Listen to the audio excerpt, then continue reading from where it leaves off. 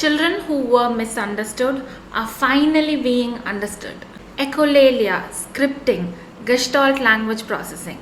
Let's talk about all of this. I have some good news to share with you that I'm going to tell you at the end of this video. Today we are going to talk about natural language acquisition. In the first video we covered what is Gestalt language processing, and in this video I explained it even more in detail with science and therapy tips. In today's video, we are going to talk about the stages of how a Gestalt language learner develops language. The way in which a Gestalt language learner acquires language is called natural language acquisition. This natural language acquisition has 6 stages.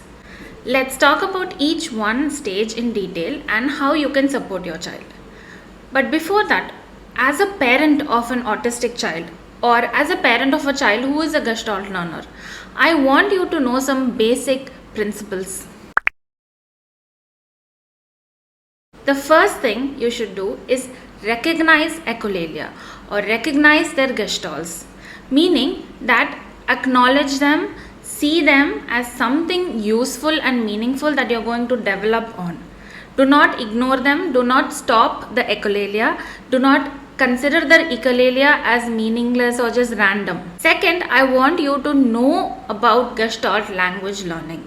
I want you to read and understand, watch both my videos and my upcoming videos on Gestalt language learning, because this is going to be the key for you to open and understand your child's mind and how they learn. Third is familiarize yourself with the stages of natural language acquisition so that you know where your child is in their developmental journey and how to support them. The fourth most important point is your child already came with an equipment to learn language. They already have that in their mind. So you don't have to give them learning. You don't have to teach them language. They are going to acquire that language naturally. And as a parent or a therapist, if you watch, you are going to support the child's natural language development, because for a Gestalt learner, it is very important that they are in a language rich environment, adequate input, an input that they can easily learn and understand from, so that they can acquire language and go through the stages. This brings me to the fifth most important point. You're going to be a partner for your child. You're not going to be a teacher, you're not going to be a therapist in the most formal sense. What does this mean? This means you don't have to take a very intrusive role in their learning. You don't have to keep asking them questions. You don't have to direct what they learn. They are going to learn and you're just going to support them. We'll talk more about this soon, but you are going to form a mutual partnership with your child based on trust in them and trust in the process that they are going to learn, and you're just going to support them. The first stage is the delayed echolalia stage. So in delayed echolalia stage, a Gestalt learner is just starting to talk. So this can be at any age. This can be immediately even at 1 year or 2 years, or it can also be at 3 or 5 years of age. And once the child starts talking, you will hear that they are talking in long sentences and long chunks of language that they heard somewhere. And you might not understand all of this. It'll seem like a sound blur. So they'll be like, no, it's all right. So it probably sounds like a jumble of some words and it's not really clear, but they are still gestalts that your child heard from here and there. Or it can be things, they can just repeat a whole story that they heard on TV or something the teacher said. So the first stage is they're just going to repeat the whole thing that they heard as it is. How do you support a child in stage 1 of delayed echolalia? The main thing you're going to do is acknowledge the gestalts. You're not going to do anything else, because it's going to take you time and building that partnership first of all to figure out what they're saying, because many times you might be at a loss. You might just be hearing a bunch of sounds and you'll notice there's some tone in there, but you don't know where they're hearing it, saying it from. So the first stage is for you to get in tune with them, to figure out what they are saying, what is meaningful to them. Stage 2 is called mitigation or mitigated gestalts. So if, for example, if your child heard a phrase saying it's all right, and they also heard another phrase saying that's how it's gonna be, they can combine both these phrases taking the all right from this phrase and that's from this phrase, and then they would say that's all right. So when a child has listened to a lot of gestalts, so in their mind you just imagine their mind as this folder, and now this folder contains like hundreds of sentences, it contains 10 stories, it contains like 50 rhymes.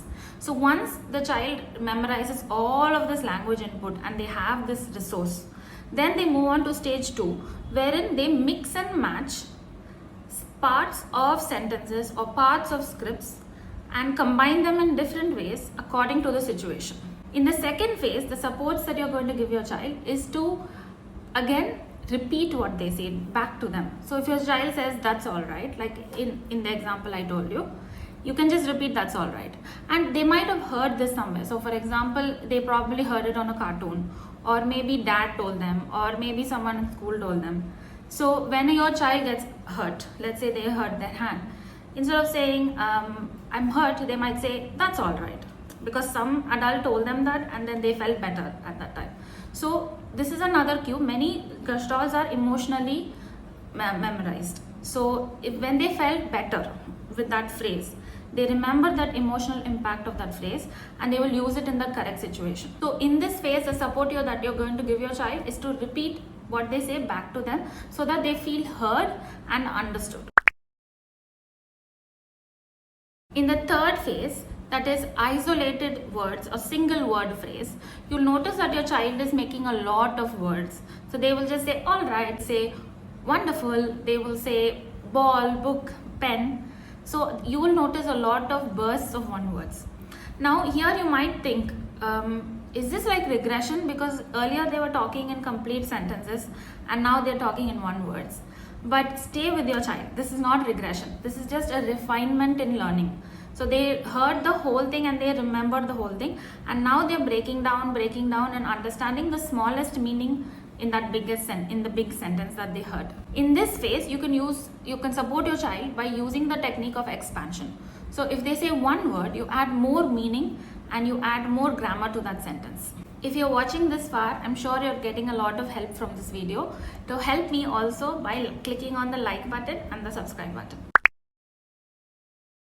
So the fourth phase is the phase that many parents are really expecting and they really want, 4th, 5th and 6th, because here is where grammar starts. So in the 4th phase, you will see a beginning grammar. So what this looks like for a Gestalt processor is, this is an example from one of my therapy kids.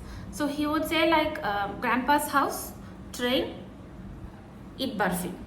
So he is going to combine the single words from the 3rd phase, and he's going to add 2 or 3 more single words to express a big concept. So the concept was, I want to go and train to grandpa's house and we'll eat barfi on the way. So he said this whole thing in 3 to 4 words. So this is beginning grammar. So a child is trying to combine a sentence, trying to combine words to form a sentence, but the grammar is not yet established. Now stage 5 is where you will have a little bit more grammar. So you will see like 2 sentences set together. So this looks like the firemen put out the fire and all the toys are burnt. So you will see some related sentences and more complex grammar emerging. And for parents who are wondering like, is my child going to get to this level? They're still in the first level or they're still repeating what they're hearing only. So this is good news for you, because Gestalt, the research shows that Gestalt language learners do acquire language and complex grammar over time. When they acquire that might change, but they will acquire the grammar, provided that you are supporting your child in the right way.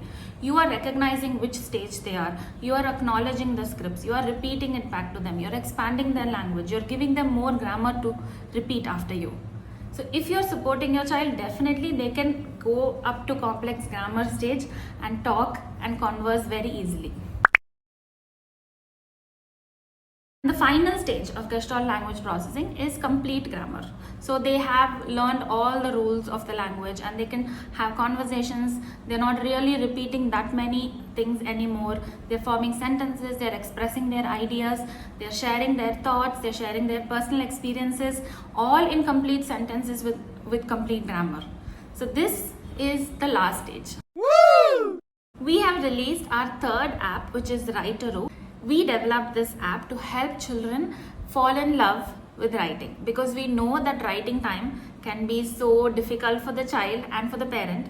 So we thought, why not use screen time, that's something a child likes, and help them in writing. A good thing about Writeroo is that it's not just going to focus on alphabets and letters, but we are going to work on words and long words and syllabification, so that your child gets into the habit of writing and enjoys writing, and transition from app writing to notebook writing gets easier for you. Check out the description box to download Writeroo.